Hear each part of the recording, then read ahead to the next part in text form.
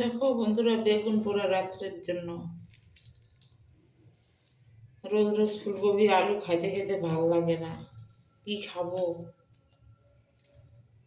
একা লোকের জন্য দোকানে মাছ আনতে যাইতে ইচ্ছা হয় না। হঠাৎ সরার মাছ খাই। তো আমার ভাইয়ের বউ বলে, আমরা তো বেশিরভাগ মাছ খাই, তো তুমি আইসা খায়া যাও। যেদিন আনে সেদিনই বলে, কিন্তু যাওয়া হয় না। কাজের থেকে আসি তো, ও লোকের বাড়িতে কাজ করে, ওরও বেশি আসার সময় নাই। ঠিক আছে, ও বলে ঠিকই, কিন্তু আসার সময় পায় না। ও পায় না, আমিও কাজ করি, ও বেচারি লোকের বাড়িতে কাজ করে, কিভাবে দিয়ে যায়? ঠিক আছে না, ওর দোষ দিব না। বলে তো যে আমার সংসারে আর কে আছে, আমরা দুইজন, তো আমরা আর কতই খাবো, তুমি একটা লোক ওইদিকে থাকো, আমিও তো আলাদা ভাড়া বাড়িতে থাকি না। তো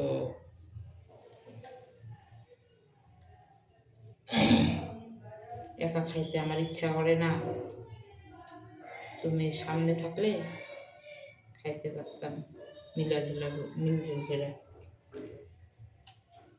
খাইতে বসলে মনে পড়ে তোমার কথা, যে দিদিরা কি খাচ্ছে, মাছ মাংস তো ডেলি ডেলি খায় না, আনতে পারে না।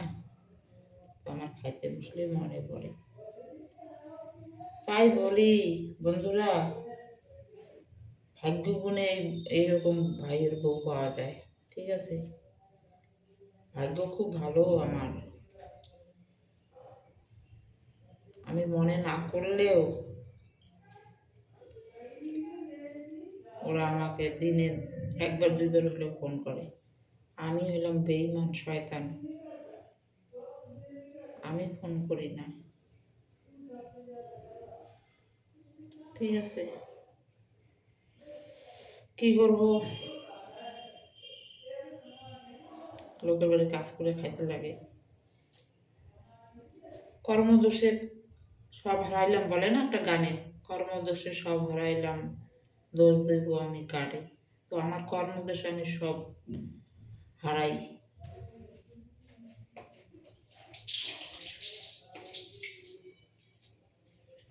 স্বামী গেল আলাদা, বিয়ে করলো, বাচ্চাগুলোকে ভালোভাবে মানুষ করতে পারিনি গো, পারিনি। অনেক কথা শুনতে লাগে বাচ্চাদের। তো কি করব, মা হয়ে আমি তোর হাতের কাজ জানতাম না। ঠিক আছে, বাবা মা গরিব ছিল, না লেখাপড়া ভালোভাবে শেখাইতে পারছে, না হাতের কাজ শিখাইছে। আর যে যার সঙ্গে বিয়ে হয়েছে না, সেও গরিবের দুঃখ বুঝলো না। সেও না, যদি আগে ছেড়ে চলে যেত সেটা আলাদা ব্যাপার, বাচ্চা হওয়ার পরে যে গেল না, তো আমারও দুঃখ নাই, বাচ্চাগুলোর জন্য না খুব মন কান্দে। আর বাচ্চাগুলোর দিকে ও দেখলো না, না জীবনে, বললাম তো, বউকে ছেড়ে যে এরকম ব্যবহার করবে না, তার জীবনে ভালো হবে না। যতই সুখে থাক, যতই সে ভালো খাক, পর জন্মে যখন এই দুনিয়া ছেড়ে যাবে না, সবার একদিন হইলে ওই দুনিয়া ছেড়ে যাইতেই লাগবে। তোর পরকালে না, ভগবানের কাছে ওর একটা একটা করে পাই পাই হিসাব দিতে লাগবে। যত লোকই এইরকম ব্যবহার করে না বউয়ের সঙ্গে, বা বউ করে স্বামীর সঙ্গে, তাদের একটা একটা করে ভগবানের কাছে জবাব দিতে লাগবে। ঠিক আছে, মানুষে এমনি অভিশাপ দেয় না মানুষকে। ঠিক আছে, মানুষ যখন মানুষকে বেশি কান দেয় না, তখনই মানুষের মুখ থেকে অভিশাপ হয়। আর যদি তুমি দোষ না করো না, অভিশাপ দাও, সেই অভিশাপে না ভগবানের মোচন করে দিবে। ঠিক আছে, তো ভিডিও লম্বা হয়ে গেল, বেশি বললেও ভালো না।